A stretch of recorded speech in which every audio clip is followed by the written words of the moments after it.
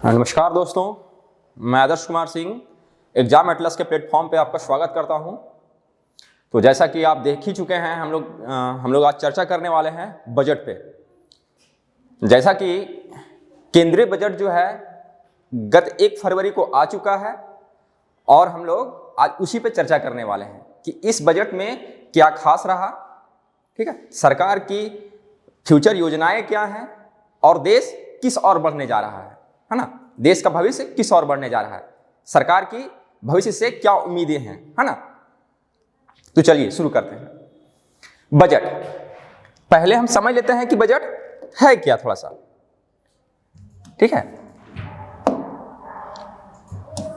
ये बजट है क्या? तो बजट और कुछ नहीं, आने वाले वर्षों के आय और व्यय से संबंधित आकलन जो है वही क्या है, बजट है, ठीक है। अगर बात करें इसकी वैधानिकता की, तो संविधान में बजट शब्द का जो प्रयोग है वो नहीं किया गया है।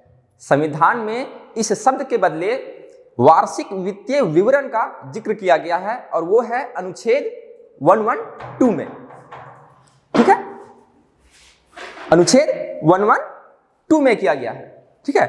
तो चलिए देखते हैं कि इस वर्ष के बजट में क्या खास रहा, ठीक है।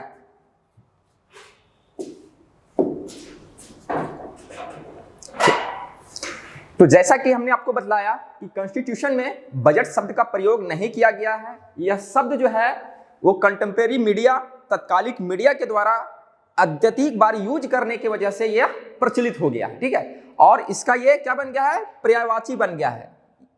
वार्षिक वित्तीय विवरण जो है उसका ये पर्यायवाची शब्द बन गया है, ठीक है। चलिए,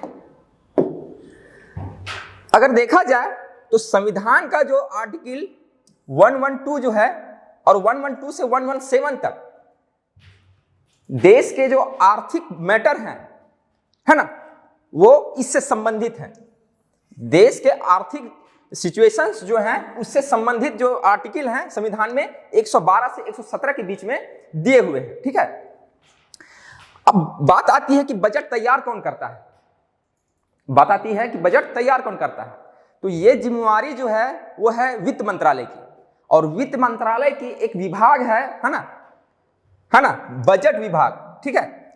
उसकी ये जिम्मेवारी होती है कि वो क्या करे, बजट तैयार करे।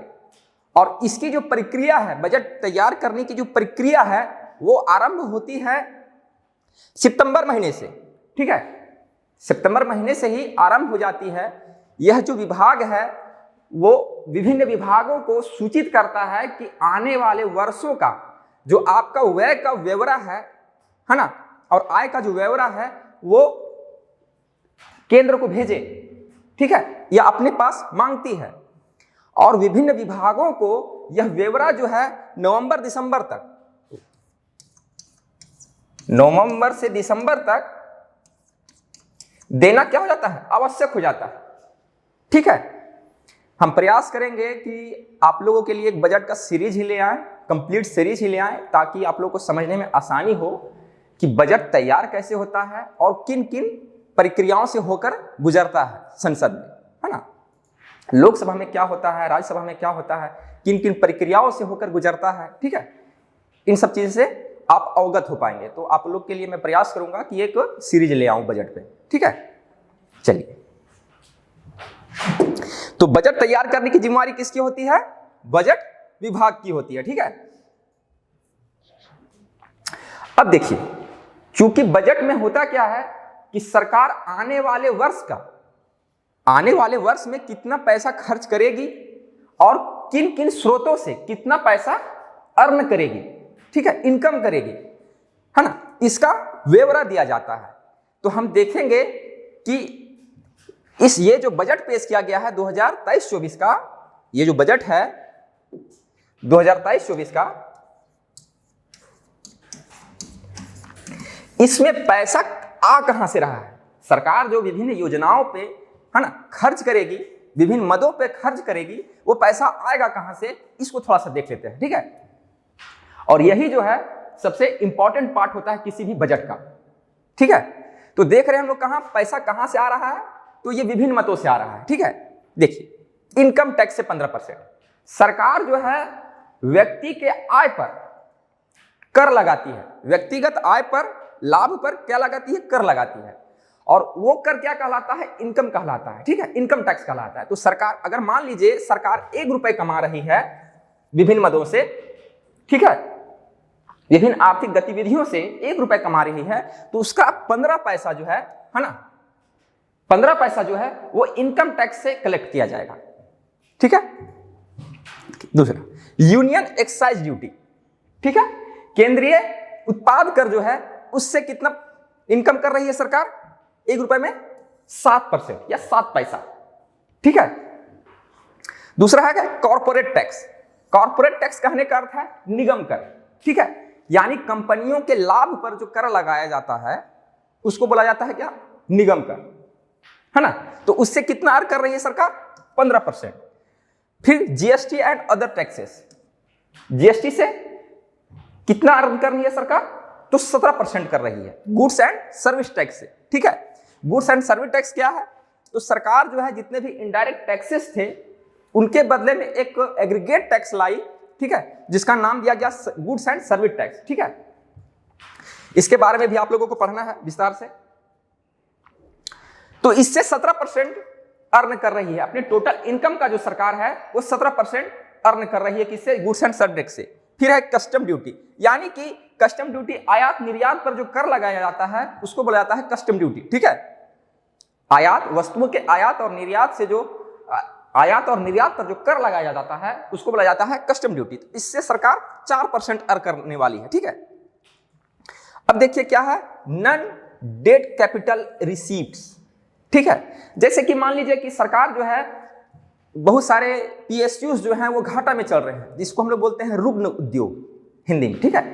तो वैसे उद्योग जो प्रॉफिट में नहीं है, ठीक है, तो सरकार क्या करती है, उनका कुछ शेयर जो है वो क्या करती है? बेच देती है या डिसइन्वेस्टमेंट करती है उसका, ठीक है, विनियोग करती है। तो उससे सरकार जो कितना इनकम करने वाली है अगले वित्तीय वर्ष में? तो 2% करने वाली है, ठीक है, जो बहुत कम है, ठीक है। यानी कि आने वाली वित्तीय वर्ष में ना तो किसी बैंक्स का प्राइवेटाइजेशन होने वाला है, इस और संकेत नहीं मिल रहा है, ठीक है। इस डाटा को अगर देखा जाए तो इससे अंदाजा लगाया जा सकता है कि आने वाले वित्तीय वर्ष में सरकार जो है बैंकों का या सार्वजनिक संस्थाओं का डिसइन्वेस्टमेंट जो है वो बहुत कम करेगी या ना के बराबर करने वाली है, ठीक है। प्राइवेटाइजेशन जो है वो ना के बराबर होने वाला है, इससे अनुमान लगाया जा सकता है, ठीक है। उसके बाद क्या है? नॉन टैक्स रिसिप्ट, ठीक है। ये क्या है थोड़ा सा समझ लीजिए। अब जैसे कि आप ट्रैफिक पुलिस है, वो क्या करती है? फाइन वगैरह काटती है, ठीक है ना। हेलमेट नहीं लगाए 1000 रुपया काट ली, ठीक है। न्यायालय में है, न्यायालय में अगर आपको दोषी पाया गया तो न्यायालय क्या करती है? कई बार फाइन चार्ज करती है। जैसे प्रशांत भूषण का केस सुना होगा आपने, सांकेतिक रॉ पर 1 रुपया फाइन किया उससे, तो वो फाइन वगैरह जो जमा होता है उससे भी तो सरकार को इनकम होता है ना। तो ये क्या है, जो सरकार अपने फाइन वगैरह से जो इनकम करती है उससे कितना इनकम कर रही है सरकार? 6%, टोटल इनकम का 6%। यानी कि कानून जो है आने वाले वित्तीय वर्ष में वो क्या हो रहा है? ज्यादा सख्त होने वाला है। 6% सरकार जो है वो अर्न करने वाली है इस सेक्टर से, ठीक है। तो डिसिप्लिन पर सरकार ध्यान केंद्रित कर रही है। उसके बाद देखिए सबसे इंपॉर्टेंट, ठीक है, सबसे important borrowing and other liabilities 34%, ठीक है। यानी सरकार अपने इनकम का सबसे अधिक जो हिस्सा है वो कहां से ला रही है? बोरोइंग से, उधारी से, लायबिलिटी से, है ना। कहां से ला रही है? उधारी से। अब उधारी क्या क्या है ये समझिए। जैसे कि सरकार है बहुत सारे योजनाओं के लिए क्या करती है? कर्ज लेती है वर्ल्ड बैंक से, IMF से और भी दूसरे वित्तीय संस्थानों से, ठीक है, कर्ज लेती है, बोरोइंग लेती है। तो उससे सरकार कितना परसेंट अर्न करेगी इस बार? अगले वर्ष 34%। तो सरकार जो है वो क्या करने वाली है? अपने विकास योजनाओं के लिए अधिक से अधिक कर्ज लेने वाली है अगले वित्तीय वर्ष में, ठीक है।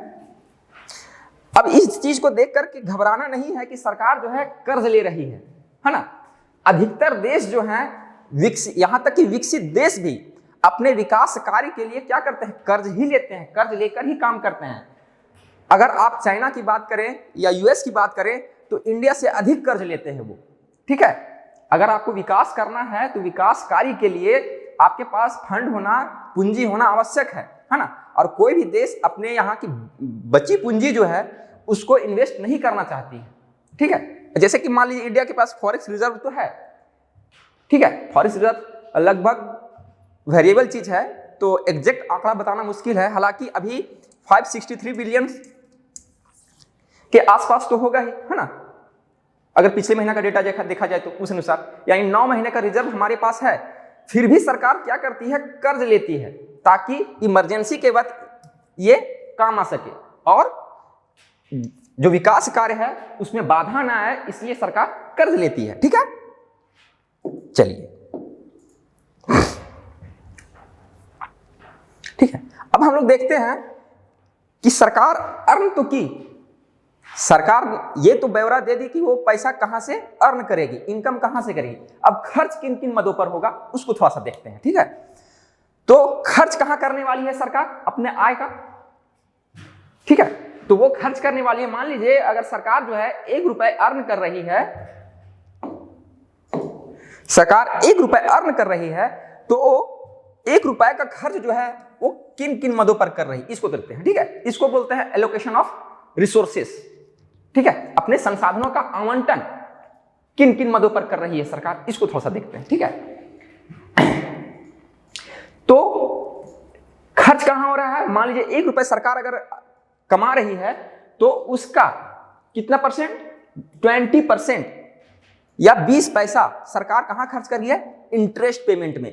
जो गत वर्ष में, पिछले वर्ष में जो कर्ज ली है सरकार, उसका जो ब्याज है, उस ब्याज भुगतान पर सरकार 20% या 1 रुपए का 20 पैसा जो है वो उस पर करती है, ठीक है, इंटरेस्ट पेमेंट पर करती है, ठीक है। उसके बाद 17% करती है state shares of taxes and duties, ठीक है।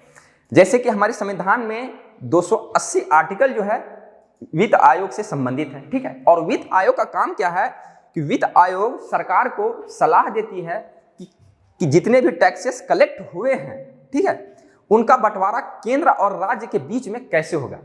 हालांकि केंद्र के जो सब्जेक्ट हैं वो अलग हैं, सेंट्रल के अलग हैं, लेकिन कुछ ऐसे सब्जेक्ट ऐसे हैं जो दोनों के लिए कॉमन है ना,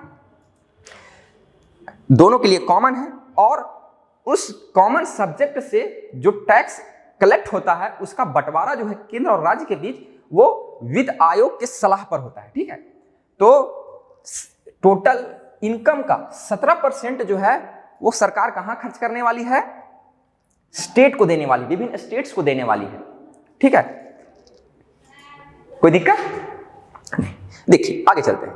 उसके बाद क्या है, 15% जो है वो सरकार केंद्र प्रायोजित योजनाएं जो हैं, जो केंद्र के द्वारा चलाई जा रही हैं और उस योजना में खर्च राशि जो है वो केंद्र के द्वारा वहन किया जा रहा है, ठीक है। तो ऐसे योजनाओं पर सरकार कितना % खर्च करने वाली है, 15% खर्च करने वाली है, ठीक है। और देखते हैं फाइनेंस कमीशन और अदर ट्रांसफर्स जो है उस पर 10% खर्च करने वाली है सरकार। सेंट्रल स्पॉन्सर्ड स्कीम जो है उस पर 9% करने वाली है। सब्सिडीज, ठीक है। अब सरकार क्या करती है, अपने नागरिकों को या वैसे नागरिक जिनकी क्रय क्षमता जो है बहुत निम्न है ना, जिनको अत्यधिक आवश्यकता है, किसान है, इन सबको क्या करती है, सब्सिडीज देती है। या कुछ ऐसे सेक्टर्स हैं जिनको फाइनेंस की अत्यधिक आवश्यकता है या उनको प्रोत्साहन देना है, तो उनको क्या करती है सरकार, सब्सिडीज देती है, ठीक है। तो सब्सिडीज में कितना खर्च करने वाली है सरकार, टोटल इनकम का 8% करने वाली है, ठीक है।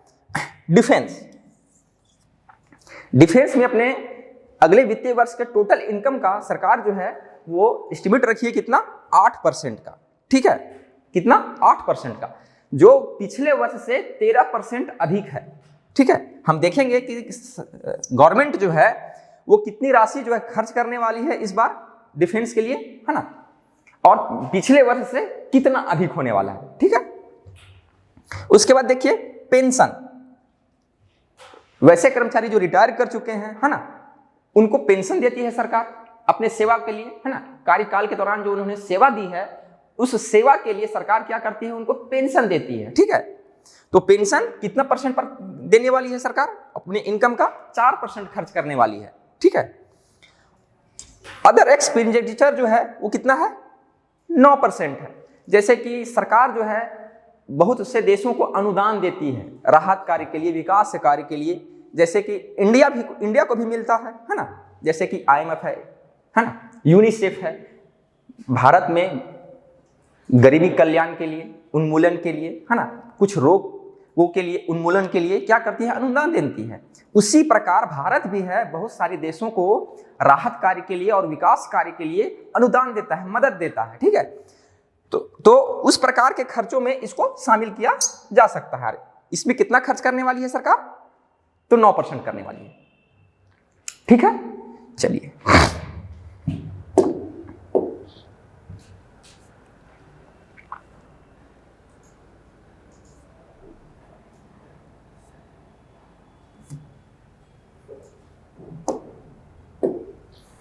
अब देखते हैं कि सरकार जो है वो कैपिटल एक्सपेंडिचर कितना करने वाली है। ठीक है, सरकार कैपिटल एक्सपेंडिचर जो है वो कितना करने वाली है।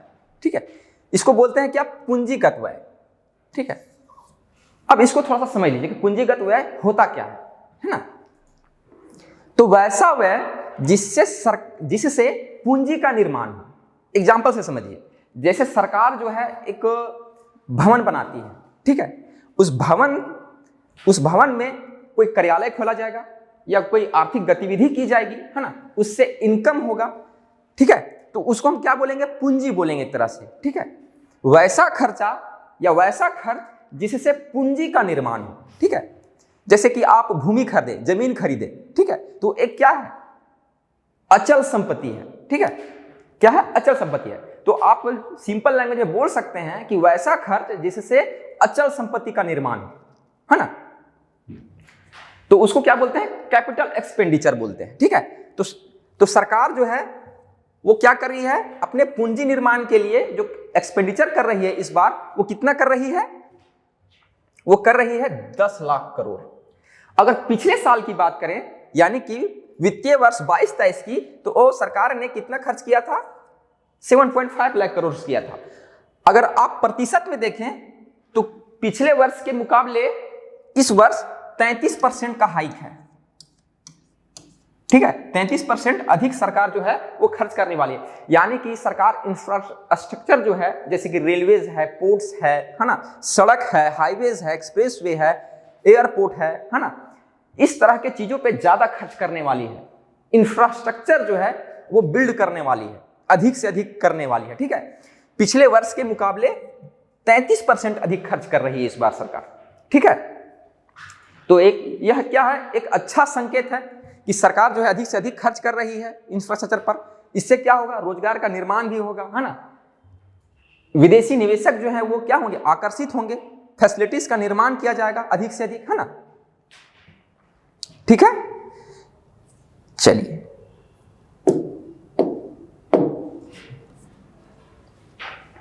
अब देखिए फिजिकल डिफिसिट, ये क्या होता है इसको थोड़ा सा समझिए।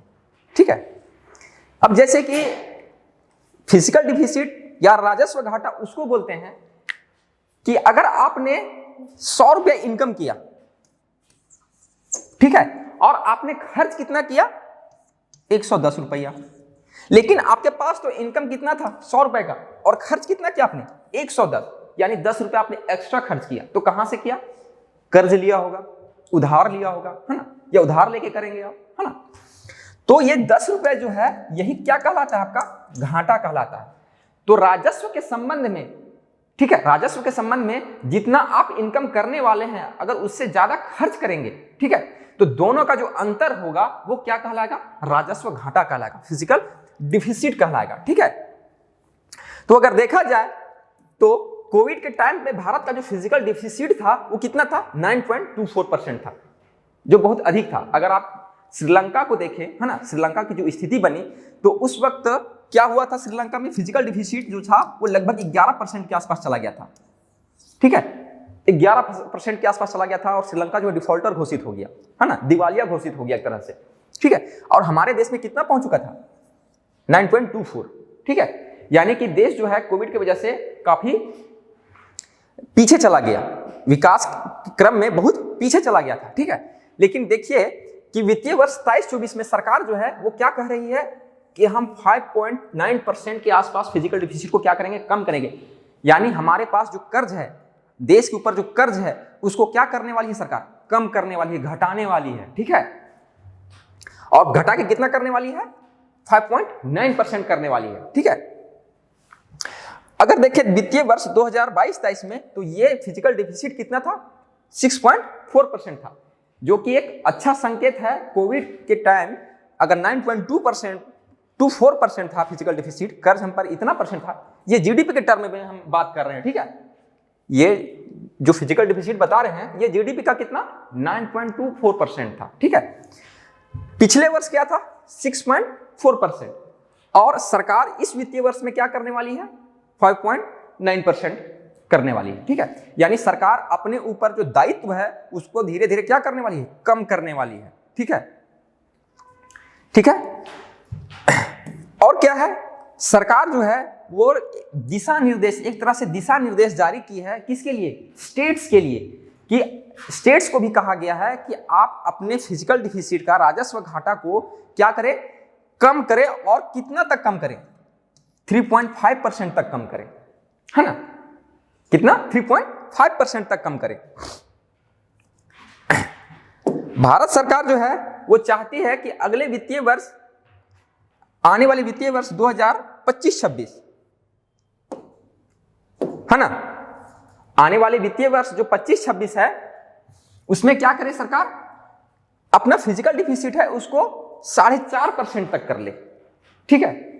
सरकार जो है पहले ही यह तय की थी कि 2022-23 या 21-22 में अपना फिजिकल डिफिसिट है वो कहां तक ले आएगी? 3% तक ले आएगी। लेकिन कोविड के वजह से यह संभव नहीं हो पाया, है ना, और यह फिजिकल डिफिसिट और बढ़ गया। लेकिन सरकार जो है आने वाले वर्ष जो है 25-26 वित्तीय वर्ष है, तब तक यह उम्मीद करती है कि अपना फिजिकल डिफिसिट जो है वो क्या कर ले? 4.5% तक ले आए, ठीक है। देखिए फिजिकल डिफिसिट का जो आंकड़ा है वो कुछ चीजें बताती हैं, ठीक है। ये बताती है कि कौन सा देश कितना कर्ज में है, ठीक है, कौन सा देश कितना कर्ज में है। अगर कोई देश जितना अधिक कर्ज में होगा उसकी सॉवरेनिटी जो है वो उतना ही कम होती चली जाती है, ठीक है। जैसे कि आपने श्रीलंका के केस में देखा कि श्रीलंका को चाइना ने कर्ज तो दिया लेकिन उसके बदले में उसकी सॉवरेनिटी पर क्या आया? श्रीलंका की सॉवरेनिटी पर खतरा आने लगा, है ना। तो कर्ज जो है बहुत अच्छी चीज नहीं होती, लेकिन अगर आपको विकास करना है ना, अपने देश में डेवलपमेंट प्रोजेक्ट्स चलाने हैं तो उसके लिए पैसा तो चाहिए ही, है ना। तो उसके लिए कर्ज लेना पड़ता ही पड़ता है, ठीक है। तो सरकारें ध्यान रखती हैं कि कर्ज ऐसे सोर्स से लिया जाए जो रिलायबल हो और क्या हो? लॉन्ग टर्म के लिए हो, ठीक है, ब्याज की दर कम हो, है ना। इन सब सारी चीजों को पर ध्यान रखती है सरकार, ठीक है। अब हम लोग देखते हैं कि बजट का जो भाषण है, संसद में बजट का भाषण जो है वित्त मंत्री के द्वारा शुरू किया गया, है ना। तो उन्होंने अपने भाषण में एक शब्द का जिक्र किया, अमृतकाल का, ठीक है, अमृतकाल का।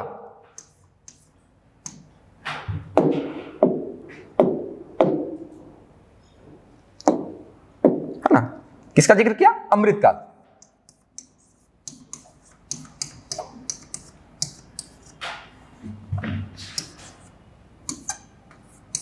है ना, अमृतकाल का जिक्र किया।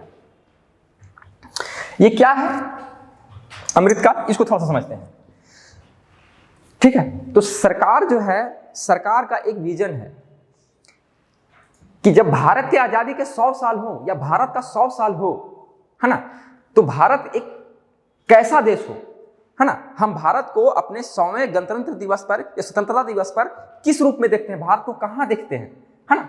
तो सरकार का विजन है कि जब हम अपना 100वां स्वतंत्रता दिवस मनाएं तो हम एक विकसित देश के तौर पर मनाएं, ठीक है ना। सरकार क्या चाहती है कि जब हम अपना 100वां स्वतंत्रता दिवस मनाए तो एक विकसित देश के तौर पर मनाए, है ना। अभी हमारा देश कैसा देश है? विकासशील देश है, ठीक है। और इस विजन को कहा गया क्या? अमृतकाल, विजन फॉर अमृतकाल, ठीक है, कि हमको विकसित देश बनना है, ये विजन है ना, ठीक है। और इसको पूरा करने के लिए सरकार जो है क्या क्या करेगी, है ना। विकसित देश यूं ही तो बन नहीं पाएंगे, उसके लिए कुछ करना पड़ेगा। तो सरकार जो है वो 3 तरह के काम करने वाली है ना। क्या क्या करने वाली है? इस बजट के माध्यम से आने वाले वित्तीय वर्षों का या आने वाले समय का नींव रखने चाह रही है ना, नींव रखना चाह रही है। सरकार का कहना है कि ये जो बजट है वो आने वाले वित्तीय वर्षों का ब्लूप्रिंट है, ब्लूप्रिंट तैयार करेगा, आधार देगा, नींव देगा, दिशा प्रदान करेगा, ठीक है। तो सरकार इसके लिए क्या किया है ना, कि नागरिक और युवाओं को क्या देगी? ज्यादा से ज्यादा अपॉर्चुनिटी देगी, प्राथमिकता देगी। देश के युवा और नागरिक जो हैं उनको ध्यान में रखकर, युवा नागरिकों को ध्यान में रखकर योजनाएं बनाई जाएगी, उनको प्राथमिकता दिया जाएगा, क्योंकि ऐसा माना जाता है कि युवा जो हैं देश के क्या हैं? भविष्य है ना।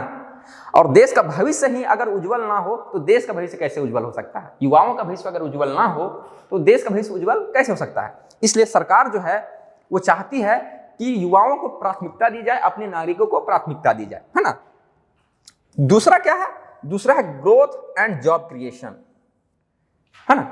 सरकार जो है वो ग्रोथ यानी समृद्धि पर, वृद्धि पर, देश की आर्थिक समृद्धि पर क्या करने वाली है? फोकस करने वाली है।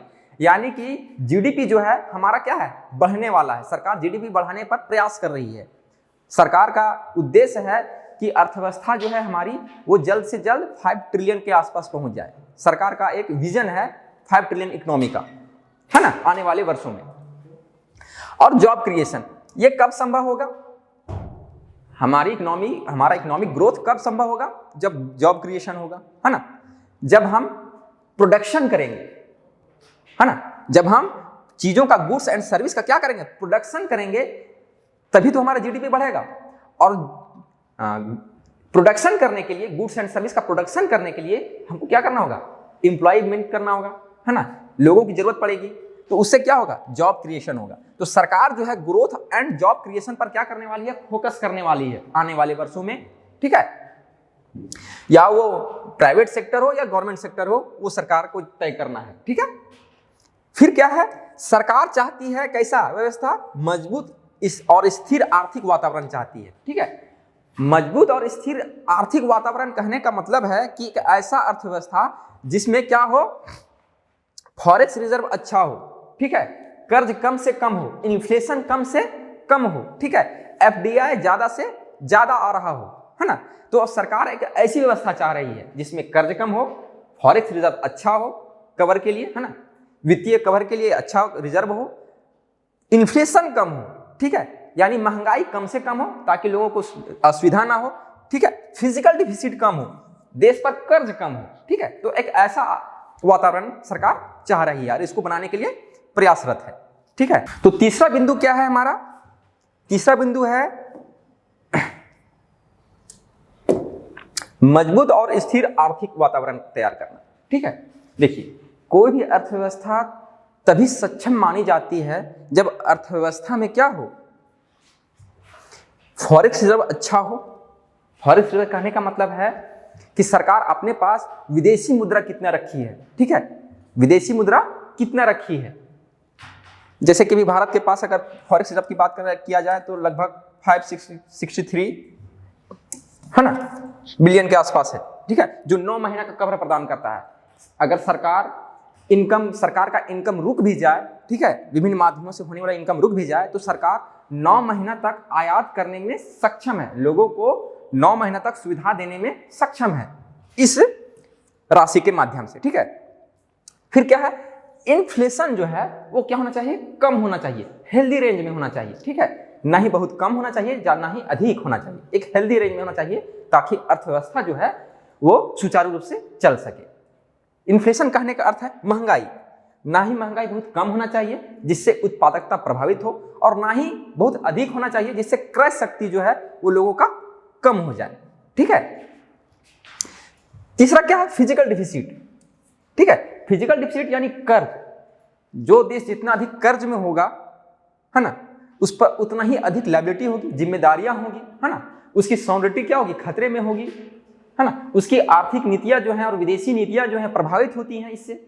तो सरकारें अर्थव्यवस्थाएं चाहती हैं कि उनके ऊपर कम से कम कर्ज हो। ठीक है, फिर क्या है, एफडीआई, है ना, जो देश जितना स्टेबल होगा उस देश में निवेश उतना ही अधिक होगा।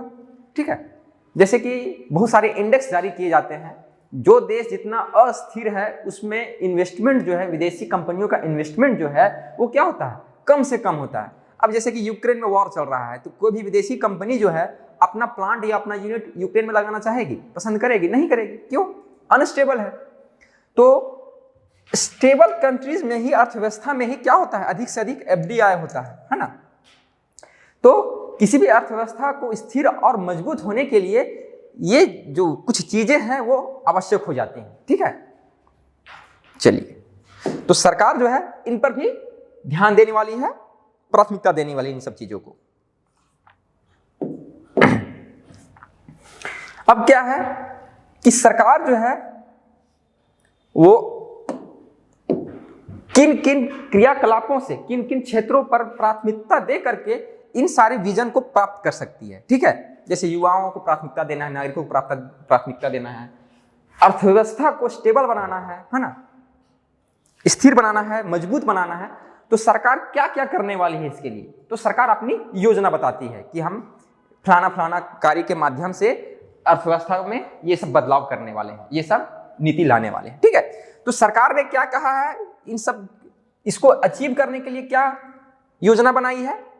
ठीक है, तो सरकार ने कहा है कि हम सप्तऋषि के माध्यम से इन लक्ष्यों को प्राप्त करेंगे। सप्तऋषि, ठीक है, नाम क्या दिया है इसको, सप्तऋषि। इसमें 7 विजन है। ठीक है, तो वो क्या क्या है उसको थोड़ा सा देखते हैं। ठीक है, तो सरकार का मानना है, सरकार कह रही है कि सबसे अंतिम व्यक्ति तक लाभ पहुंचाएंगे वो। ठीक है, अपने नागरिकों को प्राथमिकता दे रही है, तो कैसे देगी वो, तो सरकार का कहना है कि समाज में सबसे जो अंतिम व्यक्ति है, हाशिया पे बैठा हुआ व्यक्ति जो है, ठीक है, उस तक अपना लाभ जो है, योजनाओं का जो लाभ है उस तक हम पहुंचाने वाले हैं। ठीक है, सरकार का उद्देश्य है कि समाज का सबसे जो निचला स्तर पर व्यक्ति है उस तक अपने योजनाओं का हम लाभ पहुंचाने वाले हैं, सरकार का विजन है। ठीक है, फिर क्या है, युवा क्षमता का निर्माण करने वाली है। ठीक है, सरकार जो है युवा का जो पोटेंशियल है उसको एक्सप्लोर करना चाहती है। अगर देश को विकसित बनना है तो हमारे पास जो रिसोर्सेस है, ह्यूमन रिसोर्सेस है, उसको क्या करना होगा, एक्सप्लोर करना होगा। तो उसी उद्देश्य से क्या करना चाह रही है सरकार, युवा का जो क्षमता है, पोटेंशियल है, उसको एक्सप्लोर करने वाली है, एक्सप्लोर करना चाहती है। ठीक है, फिर क्या है, फाइनेंशियल सेक्टर पर बल देगी। ठीक है, फाइनेंशियल सेक्टर पर बल देने से होगा क्या, अब जैसे देखिए बहुत सारे हमारे देश में एमएसएमई है। ठीक है, एमएसएमई है,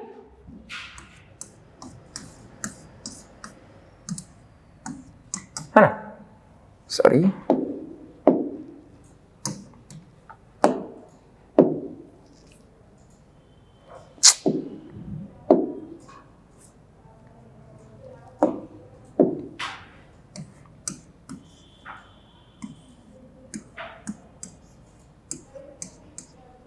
ठीक है, macro small medium enterprises, MSME. ठीक है, इनको क्या होता है, कई बार इनके पास फंड की कमी होती है, पूंजी की कमी होती है। ठीक है, और पूंजी के अभाव में ये क्या करते हैं, अपना प्रोडक्शन जो है फुल फ्लेज में नहीं कर पाते हैं।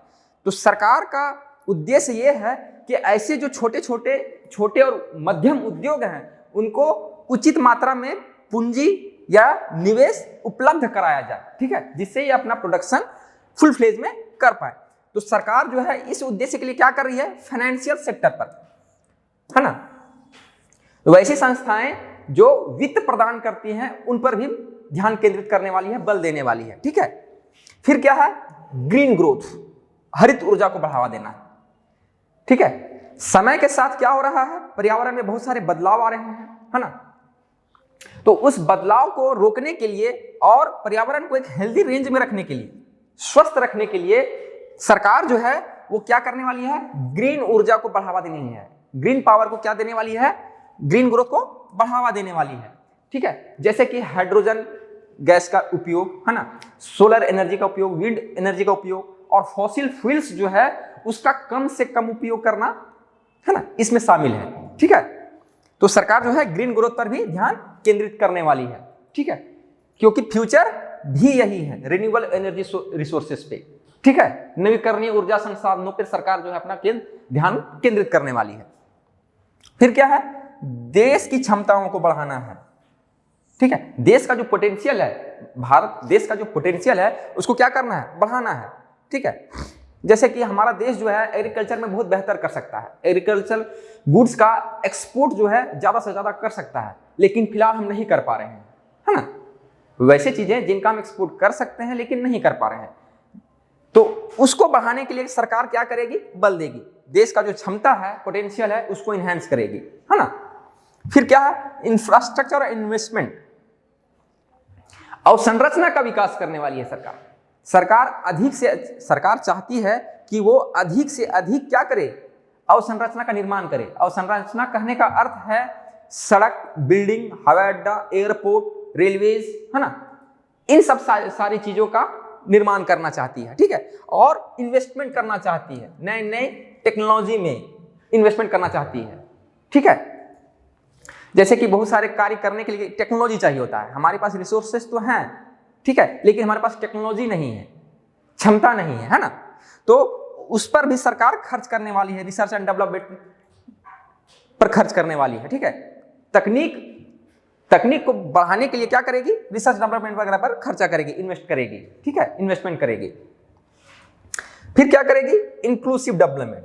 इंक्लूसिव डेवलपमेंट करने का मतलब है समावेशी विकास। ठीक है, यानी सबका साथ सबका विकास, कोई भी व्यक्ति छूट ना जाए। ठीक है, समावेशी विकास कहने का अर्थ है कि समाज के हर व्यक्ति का विकास होगा, हर वर्ग के व्यक्ति का विकास होगा और पर्यावरण का भी ध्यान इसमें रखा जाएगा। ठीक है, ऐसा विकास जिसमें पर्यावरण और समाज के हर एक समूह का ख्याल रखा जाए, है ना, तो वैसे विकास को हम क्या कहेंगे, इंक्लूसिव डेवलपमेंट, समावेशी विकास कहेंगे। ठीक है, तो इन 7 तरीकों से सरकार जो है अपने लक्ष्य को हासिल करने वाली है। सरकार का लक्ष्य है कि इन 7 तरीकों से वो इस लक्ष्य को हासिल करे। ठीक है, चलिए अब देखिए, सरकार जो है कुछ विशेष योजनाएं चलाती हैं बजट के माध्यम से, बजट में अनाउंस करती हैं, है ना, कि इकोनॉमी कैसा होगा, इकोनॉमी को हम बढ़ाने के लिए क्या क्या करने वाले हैं, हेल्थ सेक्टर को हम कितना पैसा अलॉट करेंगे, है ना, आने वाले वर्षों में हेल्थ इंफ्रास्ट्रक्चर के लिए हम क्या क्या करेंगे। ठीक है, कौन सी योजनाएं चलाएंगे, है ना, इन सब चीजों पर सरकार ध्यान केंद्रित करती है। ठीक है, तो हम लोग कुछ इंपॉर्टेंट सेक्टर्स को देख लेंगे। बजट में होता क्या है कि 109 मद होते हैं। ठीक है, जिसमें से 103 क्या होता है, आम होता है, और 6 जो मद होते हैं वो डिफेंस के लिए होते हैं। सरकार इन सब पर क्या करती है, अपने विचार रखती है कि आने वाले वर्षों में हर मद विभाग जो है या मद है उसके लिए क्या करने वाली है सरकार। तो हम लोग क्या करेंगे, सिंपली कुछ बेसिक्स जो सेक्टर्स हैं उस पर हम ओवरव्यू करने वाले हैं, ध्यान देने वाले हैं। ठीक है, तो जैसे देखिए सबसे जरूरी चीज होता था क्या, इकोनॉमिक ग्रोथ, है ना, आर्थिक ग्रोथ के लिए, आर्थिक विकास के लिए सरकार क्या क्या करने वाली है इस पर। तो हम देखते हैं कि सरकार का ऐसा मानना है, अभी जो इकोनॉमिक रिपोर्ट आई है, आर्थिक सर्वेक्षण आया है, उस सर्वेक्षण के अनुसार यह अनुमान लगाया जा रहा है कि आने वाले जो वित्तीय वर्ष है हमारा 2023-24, उसमें जो हमारा ग्रोथ रहने वाला है वो रहने वाला है 6% से 6.8% तक। ठीक है, 6% से 6.8% के बीच हमारा जो ग्रोथ है, आर्थिक ग्रोथ या जीडीपी ग्रोथ है वो रहने वाला है। ठीक है,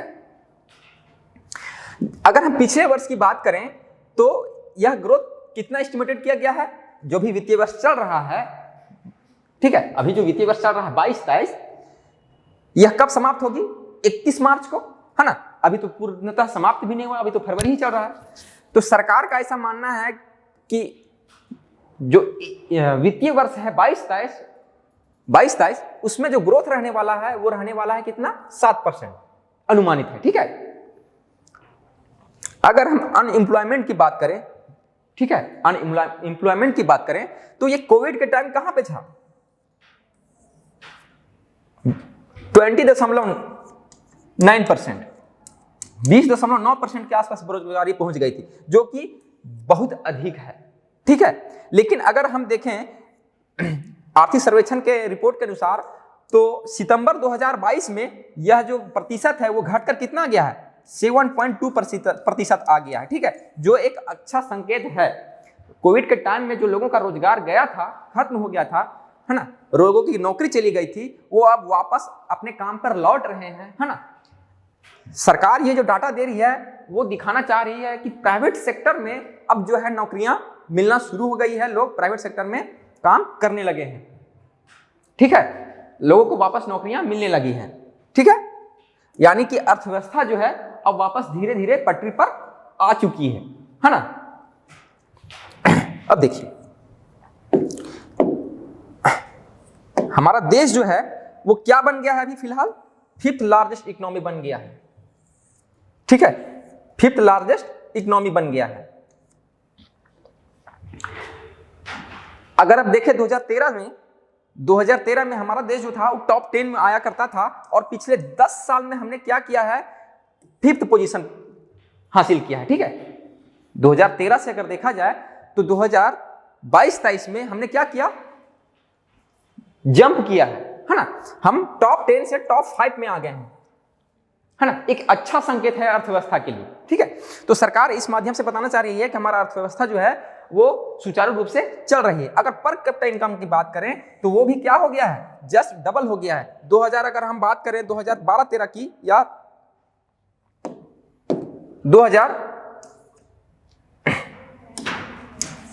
2013-14 की बात करें, है ना, और 2022-23 की बात करें तो पिछले 9 से 10 सालों में पर कैपिटा इनकम जो है वो बढ़कर कितना हो गया है, 1.97 लाख। ठीक है, जो पिछले 10 साल में दोगुना हो गया है। ठीक है, तो यह भी एक अच्छा संकेत है। चलिए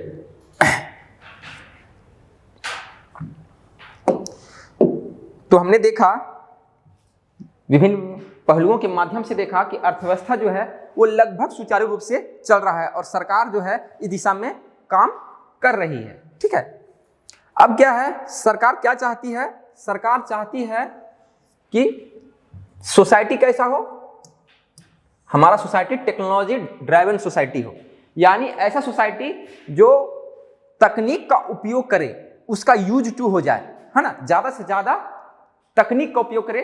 ठीक है, टेक्नोलॉजी का उपयोग करे। सरकार ऐसा समाज बनाना चाहती है या ऐसा समाज चाहती है ना, यानी टेक्नोलॉजी ड्राइवन और कैसा समाज चाहती है, नॉलेज बेस्ड इकोनॉमी चाहती है ना, और चाहती है कि यहाँ के जो लोग हैं वो ज्यादा से ज्यादा क्या करें, टेक्नोलॉजी का यूज करें। अब जैसे देखिए हमारी देश में बहुत सारे ऐसे क्षेत्र हैं जहां आज भी कार्य जो हो रहा है परंपरागत तौर पे हो रहा है, जैसे कि एग्रीकल्चर, है ना। तो सरकार का वो कहना है कि हमें उस रूढ़िवादिता को छोड़ना है, जो परंपरागत तौर से चल रहा था उसको हमको त्यागना है और टेक्नोलॉजी को एडेप्ट करना है, ताकि हम अपना प्रोडक्टिविटी जो है ना, और नॉलेज जो है उसको क्या करें, बढ़ाएं, इनहेंस करें और उसका एक्सपोर्ट कर पाएं, है ना। तो टेक्नोलॉजी एक्सपोर्ट करने के लिए सरकार चाहती है कि हमारे जो देश के लोग हैं वो यूज टू हो जाएं टेक्नोलॉजी के, है ना, और उस पर सरकार काम करने वाली है। ठीक है, फिर क्या है, टू अचीव जन भागीदारी। अब सरकार अगर चाहती है कि लोगों की जन भागीदारी बढ़े, तो इतने बड़े देश में लोगों को एक साथ लाने के लिए ऐसी सभा तो नहीं की जा सकती है कि किसी हॉल में लोगों को बैठा दिया जाए। तो ये संभव कब होगा, लोगों को डिजिटल तौर पर लोगों को जोड़ दिया जाए, है ना। तो सरकार क्या चाहती है कि जन भागीदारी बढ़ाई जाए, किसके माध्यम से, टेक्नोलॉजी के माध्यम से। ठीक है, और क्या हो, सबका साथ और सबका प्रयास हो, और इस दिशा में सरकार चाहती है कि सबका साथ हो और सबका प्रयास हो। ठीक है, फिर क्या है, अगर हम देखें फूड ग्रेड्स, हमने क्या देखा, सरकार बात कर रही है कि सरकार जो है पिछले कोविड के वक्त से लोगों को मुफ्त में अनाज मुहैया करवा रही है ना। और सरकार इस वित्तीय वर्ष भी घोषणा की है कि 2023 तक वो लोगों को मुफ्त अनाज देगी, है ना। कोविड के टाइम में हमने देखा कि लोगों के पास खाने की समस्या, खाने की संकट जो है उत्पन्न हो गई थी।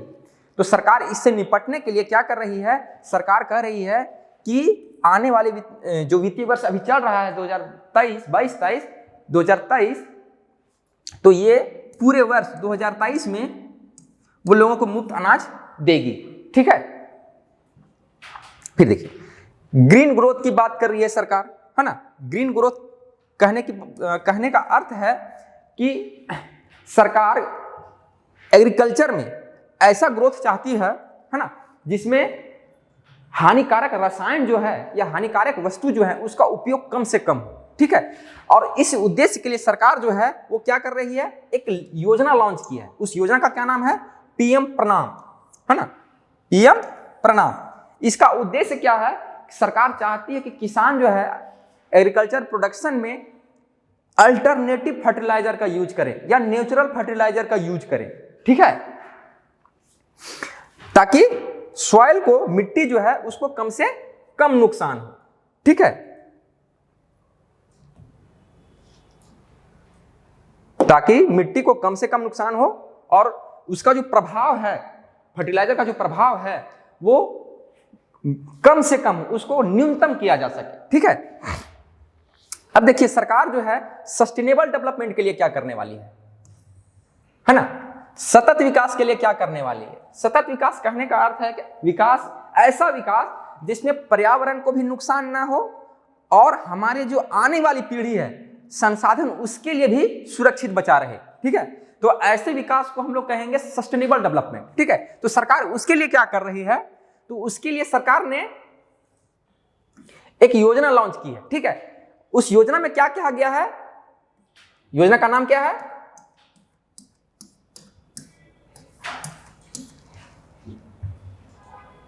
योजना का नाम है आपका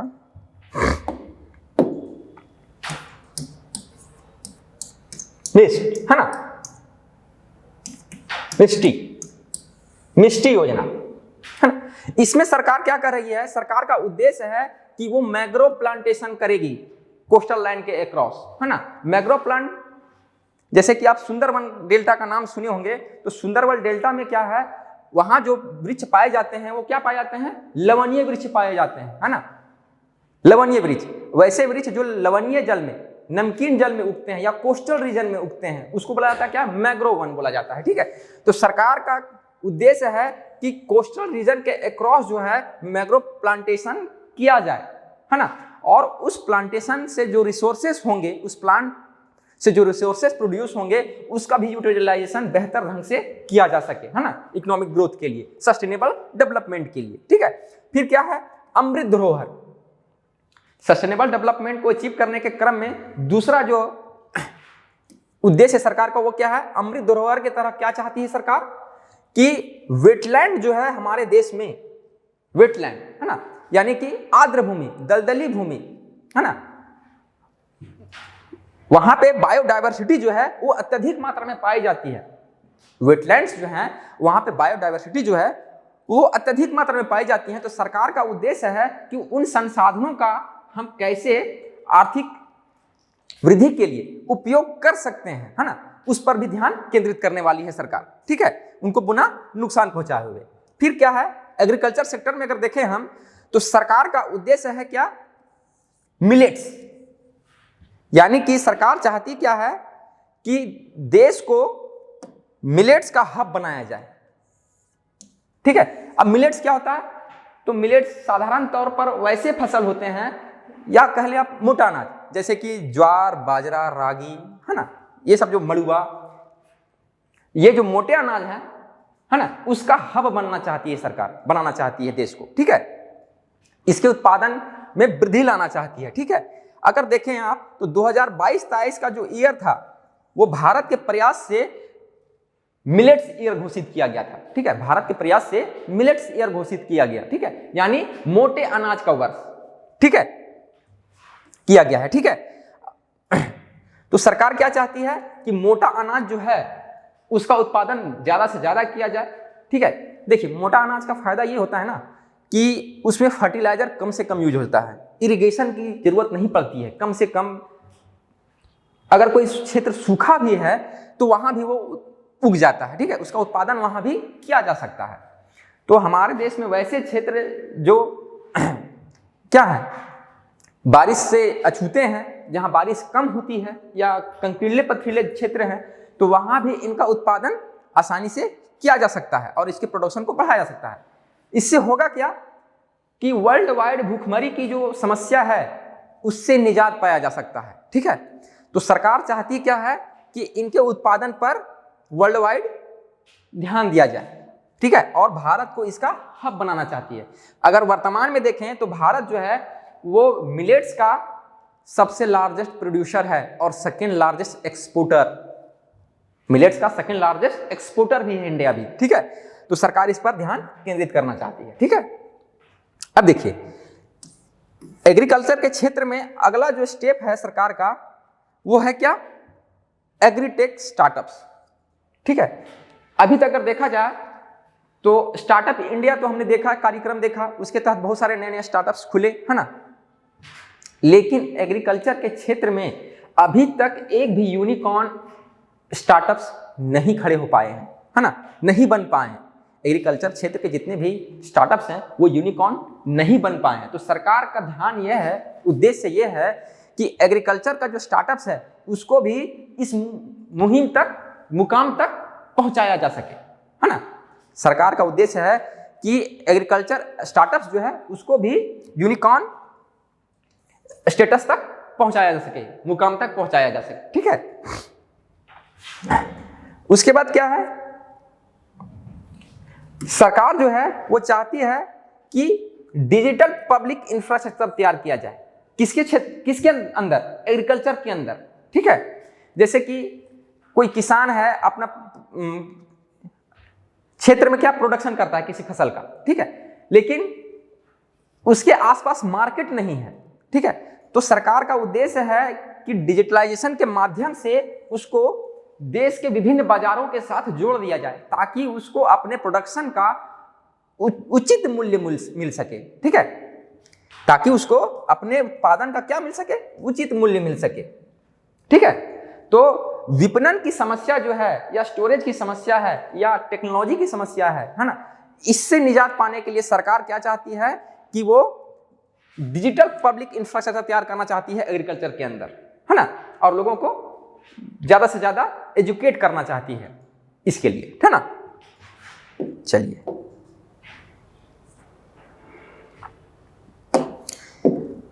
अब देखिए एग्रीकल्चर सुधार के लिए क्या कर रही है सरकार, एग्री क्रेडिट योजना ला रही है ना। एग्री क्रेडिट मतलब कृषि क्षेत्र में ऋण मुहैया करवाएगी। ठीक है, तो सरकार का इस वित्तीय वर्ष में उद्देश्य है कि वो 20 लाख करोड़ रुपया क्या करे, ऋण मुहैया कराए किसानों को। ठीक है, ताकि एग्रीकल्चर क्षेत्र का जो डेवलपमेंट है और उसका प्रोडक्शन जो है, एक्सपोर्ट जो है, उसको इंक्रीज किया जा सके। ठीक है, फिर क्या है, सरकार जो है वो एनिमल हस्बेंड्री और फिशरीज पर, एनिमल हस्बेंड्री और फिशरीज पर यानी पशुपालन और मत्स्य पालन जैसी योजनाओं पर फोकस करने वाली है। इनको क्या करने वाली है, इनको फंड प्रोवाइड करवाने वाली है ताकि देश में मांस और दूध का उत्पादन अधिक से अधिक हो सके और अधिक से अधिक निर्यात कर पाए हम। ठीक है, किसका, मांस और दूध का, और एग्रीकल्चर सेक्टर को क्या मिले, बूस्ट मिले। ठीक है, फिर क्या है, नेचुरल फार्मिंग, है ना। तो सरकार का उद्देश्य है कि अगले 3 वर्षों में, आने वाले 3 वर्षों में सरकार चाहती है कि देश के 1 करोड़ किसानों को वो क्या करे, इसके लिए प्रशिक्षित करे, है ना। किसके लिए, नेचुरल फार्मिंग के लिए। नेचुरल फार्मिंग करने का अर्थ है कि फर्टिलाइजर या केमिकल रहित कृषि, है ना, केमिकल रहित कृषि। ठीक है, तो इस कार्य के लिए, इस उद्देश्य की पूर्ति के लिए सरकार जो है अगले आने वाले 3 वर्षों में 1 करोड़ किसानों को क्या करने वाली है, प्रशिक्षित करने वाली है ना, सहायता प्रदान करने वाली है अपने योजनाओं के माध्यम से। ठीक है, तो दूसरा इंपॉर्टेंट सेक्टर हमारा क्या है, हेल्थ है, ठीक है। तो हेल्थ में हम देखते हैं सरकार का योजना है कि वो 157 न्यू नर्सिंग कॉलेज खोलेगी, ठीक है। सरकार जो है 2015 में बहुत सारी क्या खोली थी, मेडिकल कॉलेज खोलने की घोषणा की थी, ठीक है, और खोली भी गई, है ना। तो सरकार चाहती है कि उन मेडिकल कॉलेज के पैरेलल नर्सिंग कॉलेज भी क्या करा जाए, खोला जाए, ठीक है। सरकार का उद्देश्य है, दूसरा उद्देश्य है कि वो 2047 तक, ठीक है, 2047 तक एनीमिया को क्या करे, एलिमिनेट कर दे, है ना। एनीमिया एक तरह का डिजीज है ना, डिफिशियंसी डिजीज है, जिसमें क्या होता है, लोगों के शरीर में आयरन की कमी होती है, ठीक है। जब शरीर में आयरन की कमी होती है तो आयरन की कमी से जो रोग उत्पन्न होता है उसको बोलते हैं हम लोग एनीमिया बोलते हैं, ठीक है। तो सरकार का उद्देश्य है कि 2047 तक इसको देश से एलिमिनेट कर दिया जाए, ठीक है ना। उसके बाद क्या करने वाली है सरकार, जो है हेल्थ सेक्टर में रिसर्च को प्रमोट करने वाली है, शोध को प्रमोट करने वाली है, ठीक है। देश में जो सरकारी संस्थाएं हैं उनको दिशा निर्देश दिया जाएगा कि पब्लिक और प्राइवेट सेक्टर में जो भी इंफ्रास्ट्रक्चर हैं उनको असिस्टेंस प्रोवाइड करवाया जाए, ठीक है। तो सरकार इसके लिए काम कर रही है। तो हेल्थ सेक्टर में प्रमोट करने वाली किसको, रिसर्च को प्रमोट करने वाली है, ठीक है। और हेल्थ सेक्टर में जो एक्सपेंडिचर है वो क्या करने वाली है सरकार, बढ़ाने वाली है। कैसे बढ़ाने वाली है, देखिए, अगर हम फाइनेंशियल ईयर 18-19 की बात करें, है ना, तो सरकार जीडीपी का महज 1.4% खर्च करती थी हेल्थ सेक्टर पे, ठीक है। लेकिन फाइनेंशियल ईयर 22-23 जो है उसमें सरकार जो है कितना खर्च की है, 2.1%, ठीक है। तो बहुत मामूली बढ़त है, लेकिन एक प्रयास है, ठीक है, इस दिशा में एक सकारात्मक प्रयास है। एक अगला जो इंपॉर्टेंट सेक्टर हो जाता है वो क्या हो जाता है, एजुकेशन, ठीक है। तो एजुकेशन में सरकार जो है इस बार कितना खर्च करने वाली है, तो सरकार खर्च करने वाली है 2.9%, ठीक है। अगर हम पिछले वर्ष की बात करें, गत वर्ष की बात करें 18-19 की, तो ये प्रतिशत जो था 2.8% था जीडीपी, ठीक है। तो एजुकेशन में सरकार जो है इस वर्ष लगभग उतना ही खर्च करने वाली है जितना गत वर्ष में की थी, ठीक है। इसमें कोई खास वृद्धि नहीं हुई है, लेकिन सरकार कुछ योजनाएं और कुछ नई चीज करने वाली है इस सेक्टर में। वो क्या है, तो सरकार जो है डिजिटल लाइब्रेरी खोलना चाहती है ना। सरकार डिजिटल लाइब्रेरी खोल रही है। देखिए इसका उद्देश्य क्या है, जैसे कि आपने देखा होगा कोविड के वक्त लोगों का जो पढ़ाई है वो बहुत बाधित हुआ, है ना। स्कूल्स कॉलेज बंद थे, है ना। हमारे पास इंफ्रास्ट्रक्चर नहीं था, है ना, कि लोगों को घर में ही पढ़ाया जाए, है ना। तो सरकार चाहती है कि भविष्य में ऐसी स्थिति में लोगों का जो शिक्षा है, पढ़ाई है, वो बाधित ना हो, ठीक है। और लोगों में एक हैबिट पैदा किया जाए पढ़ाई के प्रति, पढ़ने के प्रति। अगर हम देखें चाइना वगैरह में, तो चाइना वगैरह में वर्ल्ड क्लास लाइब्रेरी उन लोगों ने हर एक शहर में बना के रखा है, ठीक है। हर स्टेट में, हर शहर में, प्रमुख शहरों में क्या किया है उन्होंने, वर्ल्ड क्लास लाइब्रेरी बना के रखा है। और भारत इस दिशा में काफी पीछे है। अगर भारत में देखें तो लोगों में ये हॉबी जो है बहुत कम पाया जाता है कि वो अपने फ्री वक्त में पुस्तक पढ़े। तो सरकार चाहती है कि लोगों में ये हॉबी आए, ठीक है। और इसके लिए सरकार जो है वो डिजिटल लाइब्रेरी खोलने का प्रस्ताव रखी है ना। अब देखिए सरकार जो है एजुकेशन के सेक्टर में क्या कर रही है कि सोशल और इकोनॉमिक कंडीशन इंप्रूव करने के लिए, किसका, प्रिमिटिव ट्राइब्स का। हमारे देश में जो प्रिमिटिव ट्राइब्स हैं उनका सोशल और इकोनॉमिक कंडीशन को इंप्रूव करने के लिए सरकार जो है वो क्या कर रही है, एकलव्य योजना चलाई है, ठीक है। एकलव्य स्कूल, मॉडल स्कूल जो है उसकी स्थापना की है। अभी देश में लगभग 740 एकलव्य स्कूल्स हैं, है ना। तो उन 740 स्कूल्स में टीचरों की नियुक्ति की जाएगी। कितना, लगभग 38,800 टीचर्स को क्या करेगा, रिक्रूट किया जाएगा, है ना। और उनको एजुकेट किया जाएगा, है ना, ताकि उनका सोशल और इकोनॉमिक कंडीशन जो है वो क्या हो, इंप्रूव हो, ठीक है। किसके माध्यम से, तो एकलव्य मॉडल स्कूल के माध्यम से सरकार लोगों को प्राइमिटिव ट्राइब्स जो है उसको एजुकेट करना चाह रही है और उनका कंडीशन जो है इसको इंप्रूव करना चाह रही है। ठीक है,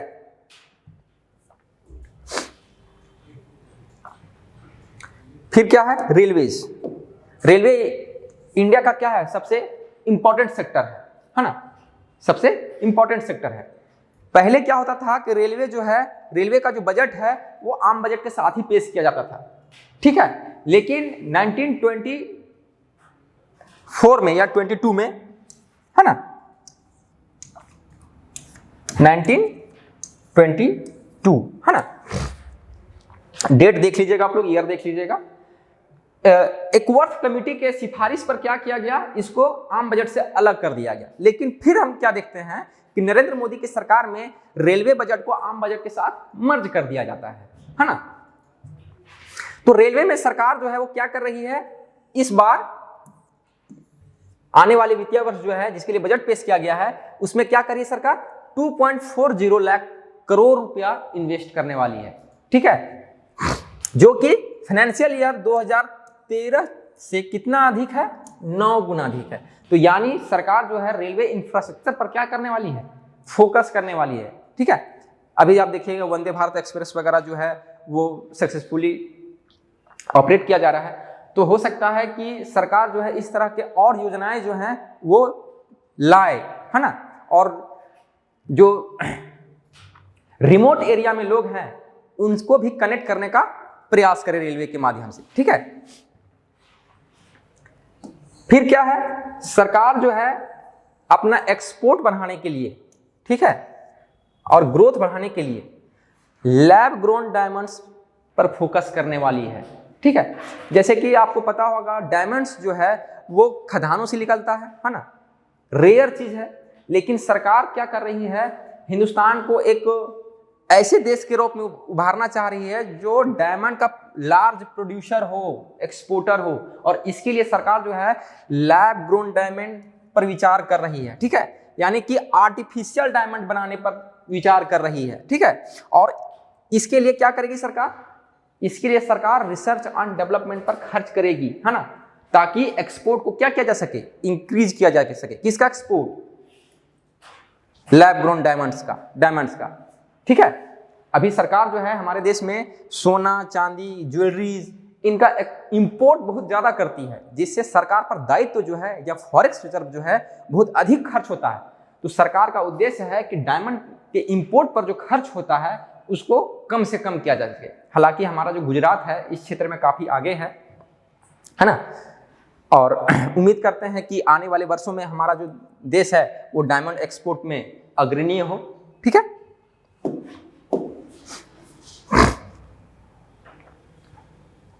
अब देखिए सरकार एनर्जी सेक्टर के लिए भी प्रतिबद्ध है ना, और उसके लिए क्या है, ग्रीन हाइड्रोजन मिशन। ठीक है, अभी देश में ऊर्जा संकट जो है सबसे बड़ी संकट है। ठीक है, किसी भी देश के लिए ऊर्जा संकट जो होता है सबसे बड़ी संकट होता है। हमने देखा कि बीते वर्ष क्या हुआ, ब्लैकआउट हो गया, है ना, कोयले की कमी थी, है ना, बिजली उत्पादन नहीं हो पा रही थी। ठीक है, और ये सब जो हम अभी बिजली उत्पन्न करते हैं अपने देश में वो ज्यादातर हम लोग फॉसिल फ्यूल्स, है ना, से ही उत्पादन करते हैं बिजली का, कोयला जला करके, है ना, इत्यादि से, यानी नॉन रिन्यूएबल एनर्जी सोर्सेज से ही हम बिजली पैदा कर रहे हैं। ठीक है, रिन्यूएबल एनर्जी सोर्सेज से बहुत कम कर रहे हैं। तो सरकार का उद्देश्य है कि इनसे निजात पाने के लिए क्या किया जाए, हाइड्रोजन, ग्रीन हाइड्रोजन का उपयोग किया जाए जो इन्वायरमेंट फ्रेंडली हो, है ना। तो सरकार का लक्ष्य है कि आने वाले वर्षों में 2030 तक सरकार का उद्देश्य है कि एनुअली 5 मैट्रिक मिलियन टन जो है वो हाइड्रोजन गैस का प्रोडक्शन करे। ठीक है, और इसके लिए क्या करेगी सरकार, इसके इंफ्रास्ट्रक्चर के लिए 35,000 करोड़ रुपया एलोकेट की है, इन्वेस्टमेंट करेगी। ठीक है, फिर क्या है, ट्रांसपोर्ट इंफ्रा प्रोजेक्ट्स, है ना। तो सरकार जो है ट्रांसपोर्ट इंफ्रा प्रोजेक्ट पर भी ध्यान केंद्रित करने वाली है। जैसे कि आपने देखा होगा कि पीछे कुछ महीनों में ही सरकार ने लॉजिस्टिक पॉलिसी लागू की, है ना, इससे क्या होगा कि लॉजिस्टिक कॉस्ट कम पड़ेगा, है ना, चीजों को एक जगह से दूसरी जगह ले जाना आसान होगा, ठीक है, और चीजों के जो दाम है वो क्या होंगे, कम होंगे, उनके कीमतों में क्या आएगी, कमी आएगी। इसके लिए सरकार क्या करने वाली है कि 50 एडिशनल एयरपोर्ट्स बनाने वाली है, हेलीपैड्स, वाटरवे, एरोड्रम्स वगैरह का निर्माण करने वाली है, ताकि ट्रांसपोर्टेशन को इजी बनाया जा सके, माल ढुलाई जो है और बेहतर बनाया जा सके, माल ढुलाई का जो तरीका है ना, उस पर आने वाला जो खर्च है उसको कम किया जा सके, ठीक है। फिर क्या है, सरकार जो है 100 क्रिटिकल ट्रांसपोर्ट इंफ्रा प्रोजेक्ट तैयार करने वाली है। कैसे क्षेत्रों के लिए, तो स्टील्स के लिए, पोर्ट्स के लिए, फर्टिलाइजर्स के लिए, है ना, कोल के लिए, फूड ग्रेन सेक्टर्स etc के लिए, ठीक है। तो इन सब चीजों को सपोर्ट प्रोवाइड कराने के लिए, असिस्टेंट प्रोवाइड कराने के लिए, है ना, इनके उत्पादन क्षमता को बढ़ाने के लिए क्या करने वाली सरकार, इंफ्रास्ट्रक्चर तैयार करने वाली है, ठीक है। अब क्या है, सरकार का उद्देश्य है क्या, टूरिज्म को लेकर क्या उद्देश्य है, तो सरकार टूरिज्म को इंप्रूव करना चाहती है, ठीक है, टूरिज्म को अट्रैक्ट करना चाहती है, बढ़ावा देना चाहती है। तो उसके लिए सरकार क्या कर रही है कि 50 टूरिस्ट स्थल का चयन करेगी, ठीक है, और उनका विकास करेगी, ठीक है। सरकार आने वाले वर्षों में, वित्तीय वर्षों में क्या करने वाली है कि 50 टूरिज्म स्थल का चयन करेगी और उनका विकास करेगी, ताकि घरेलू और इंटरनेशनल टूरिज्म क्या हो, इनहेंस करे, इंक्रीज करे, ठीक है। इसको बढ़ाने के लिए, घरेलू और इंटरनेशनल टूरिज्म को बढ़ाने के लिए ये 50 स्थलों का चयन और विकास करने वाले हैं, ठीक है।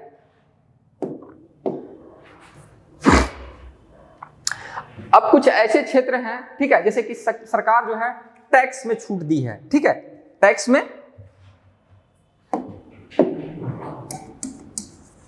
टैक्सेस में छूट दी है। पहले जो था 5 लाख से अधिक इनकम पर टैक्स लिया जाता था, है ना, 5 लाख से शुरू हो जाता था। अब इस टैक्स स्लैब को क्या किया गया, 7 लाख कर दिया गया, ठीक है। यानी सरकार जो है वो क्या कर रही है, लोगों का परचेजिंग पावर पैरिटी जो है उसको बढ़ाने का प्रयास कर रही है, मार्केट में लिक्विडिटी जो है उसको बढ़ाना चाह रही है, जिससे लोग क्या करें, डिमांड ज्यादा से ज्यादा करें। अब जब लोग डिमांड ज्यादा करेंगे गुड्स और सर्विस का, तो प्रोडक्शन को क्या मिलेगा, बल मिलेगा, है ना। जब डिमांड होगा तभी तो प्रोडक्शन किया जाएगा, उसका सप्लाई होगा। तो सरकार प्रोडक्शन को बढ़ाने के लिए क्या कर रही है, मिडिल क्लास के जो लोग हैं, ठीक है, उनको टैक्स में छूट दे रही है, ठीक है, उनका परचेजिंग पावर जो है, क्रय शक्ति जो है, इससे क्या होगा, बढ़ेगा, वो ज्यादा से ज्यादा डिमांड करेंगे, और जब डिमांड करेंगे तो गुड्स और सर्विस का प्रोडक्शन होगा, और प्रोडक्शन होगा तो ऑटोमेटिक क्या होगा, ग्रोथ होगा, है ना। तो ये चीजें एक दूसरे से क्या है, रिलेटेड है। उसी प्रकार देखिए MSME, micro small medium enterprises, ठीक है, इस पर भी सरकार फोकस करने वाली है। इसके वित्तीय व्यवस्था के लिए, इन संस्थाओं के वित्त व्यवस्था के लिए भी सरकार प्रतिबद्ध है, और इनको वित्त प्रोवाइड कराने के लिए नए नए एजेंसियों का हो सकता है निर्माण किया जाएगा, ठीक है। तो ये सब मुख्य बातें थी बजट की। उम्मीद है आप लोगों को समझ में आया होगा, पसंद आया होगा, ठीक है। हम प्रयास करेंगे कि आने वाले कुछ दिनों में आप लोगों के लिए बजट पर एक पूरी सीरीज लाएं, जिससे आप लोगों को पता चल पाए कि बजट जो है संसद में कैसे तैयार होता है ना, और किन किन प्रक्रियाओं से गुजर कर वो अपने क्रियान्वयन तक पहुंचता है, ठीक है, क्रियान्वयन की स्थिति तक पहुंचता है। तो चलिए आज के लिए बस इतना ही है।